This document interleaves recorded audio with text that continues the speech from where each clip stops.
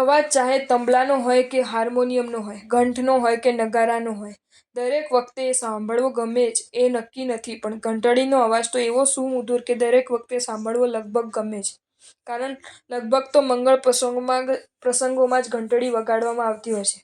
ઘંટ આગ લાગે ત્યારે વગાડવામાં ભલે આવતી હોય, પણ ઘંટડી તો આપત્તિજનક કે અમંગળ પ્રસંગોમાં વગાડવામાં નથી જ આવતી. આ ઘંટડીનો મધુર અવાજ આપણના કાનને એક સંદેશ આપી રહ્યો છે કે દોસ્ત, તારી પાસે બંને પ્રકારની તાકાત છે. ઘંટ જેવો અવાજ કાઢીને તું કોકને ભયગ્રસ્ત પણ કરી શકે છે, તો મારા જેવો અવાજ કાઢીને સામાન્ય તું આનંદમાં ઝૂમતો પણ કરી શકે છે. એટલું જ કહીશ તને કે કર્કશ મધુર વચ્ચેની પસંદગીમાં તું જો થાપ નથી જ ખાતો, તો અવાજની પસંદગીમાં પણ તું થાપ ન જ ખાતો.